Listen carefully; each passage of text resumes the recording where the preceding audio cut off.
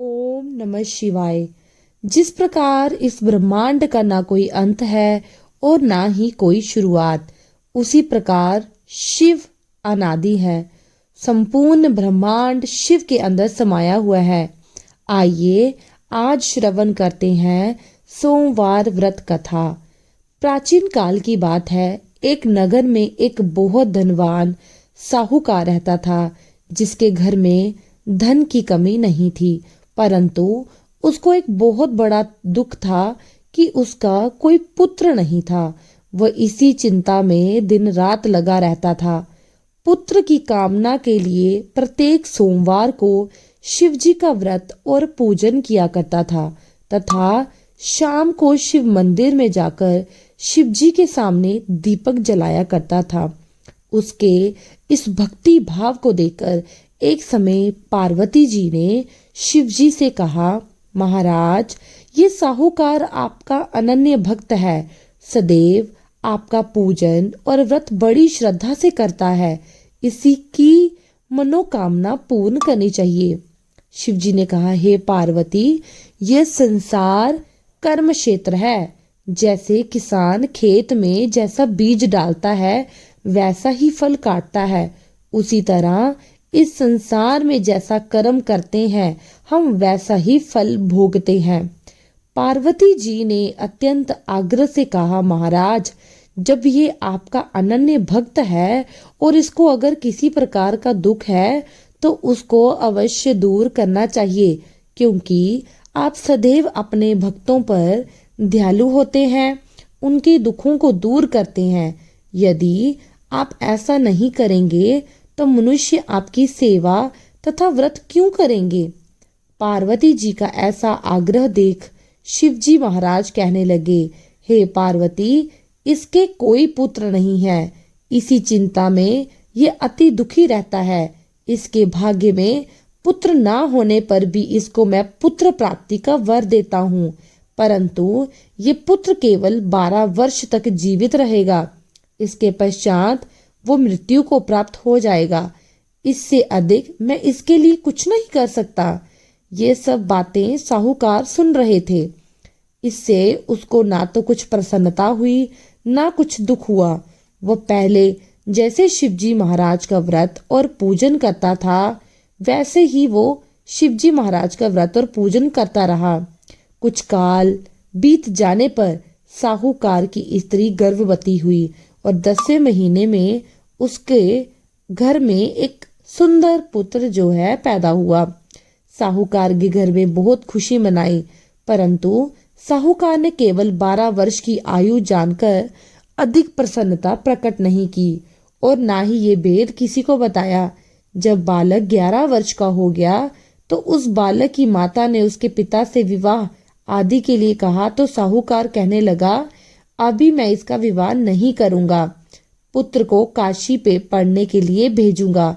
फिर साहूकार ने अपने साले अर्थात बालक की मामा को बुलाकर उसको बहुत सा धन देकर कहा, तो मेरे बालक को काशी जी पढ़ने ले जाओ और रास्ते में जिस स्थान पर भी जाओ यज्ञ तथा ब्राह्मणों को भोजन कराते जाओ।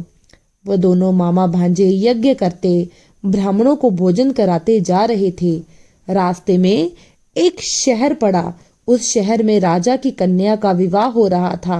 दूसरे राजा का लड़का जो विवाह कराने के लिए बारात लेके आया था एक आंख से काना था। उसके माता पिता को इस बात को लेके बहुत चिंता थी कि कहीं वर को देकर कन्या के माता पिता विवाह में किसी प्रकार की अड़चन पैदा न कर दे।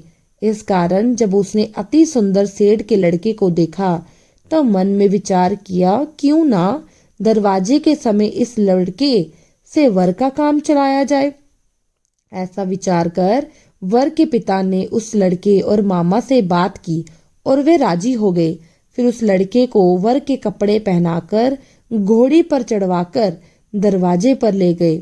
सब कार्य प्रसन्नता से पूर्ण हो गया। फिर वर के पिता ने सोचा, यदि विवाह भी इसी लड़के से करा लिया जाए तो क्या बुराई है। ऐसा विचार कर लड़के और उसके मामा से कहा, यदि आप फेरों का काम और कन्यादान के काम को भी करा दे तो आपकी बड़ी कृपा होगी। मैं इसके बदले आपको बहुत सारा धन दूंगा। तो लड़के ने ये बात स्वीकार कर ली और विवाह कार्य भी अच्छी तरह से संपन्न हो गया। परंतु जिस समय लड़का जाने लगा तो उसने राजकुमारी की चुनड़ी के पल्ले पर लिख दिया कि तेरा विवाह तो मेरे साथ हुआ है, परंतु जिस राजकुमार के साथ तुमको भेजेंगे वह एक आंख से काना है और मैं काशी जी पढ़ने जा रहा हूँ। लड़के के जाने के पश्चात उस राजकुमारी ने जब अपनी चुनड़ी में ऐसा लिखा हुआ पाया तो उसने राजकुमार के साथ जाने से मना कर दिया और कहा कि ये मेरा पति नहीं है, मेरा विवाह इसके साथ नहीं हुआ, मेरा विवाह उसके साथ हुआ है जो काशी जी पढ़ने गया है। राजकुमारी के माता पिता ने अपनी कन्या को विदा नहीं किया और बारात जो है वो वापस लौट आ गई। उधर सेठ का लड़का और उसके मामा काशी पहुंचे। उन्होंने वहां यज्ञ किया और लड़के को पढ़ाना शुरू किया। जैसे ही लड़के की आयु 12 वर्ष की हुई उस दिन उन्होंने यज्ञ रखा था।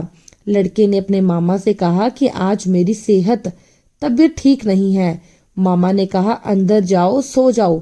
लड़का अंदर जाकर सो गया और थोड़ी ही देर में उसके प्राण निकल गए। जब उसके मामा ने ये देखा कि बेटा मुर्दा पड़ा है तो उसको बड़ा दुख हुआ। उसने सोचा अगर मैं अभी रोना शुरू कर दूंगा तो यज्ञ का कार्य अधूरा रह जाएगा। अंत उसने जल्दी से यज्ञ का कार्य समाप्त कर ब्राह्मणों के जाने के बाद रोना पीटना आरंभ किया। संयोगवश उसी समय शिव पार्वती जी वहां से जा रहे थे।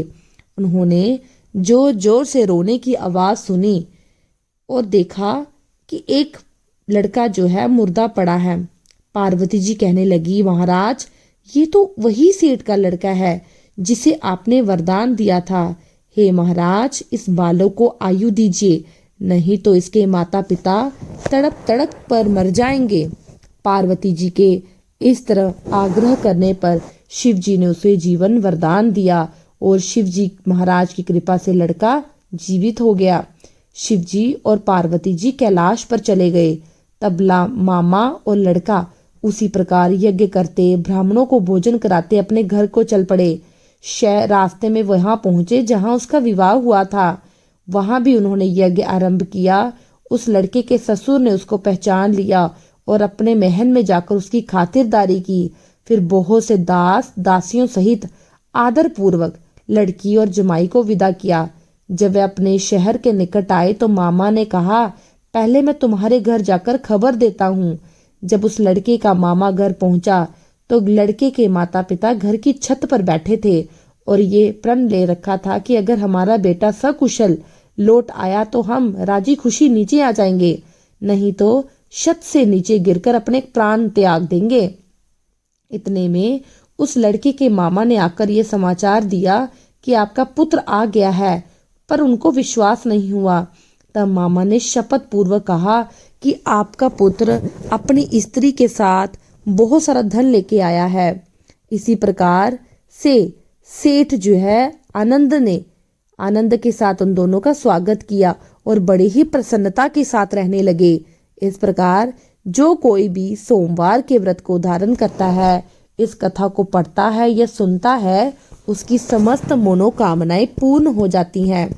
मैं उम्मीद करती हूँ आपको सोमवार व्रत की कथा अच्छी लगी होगी।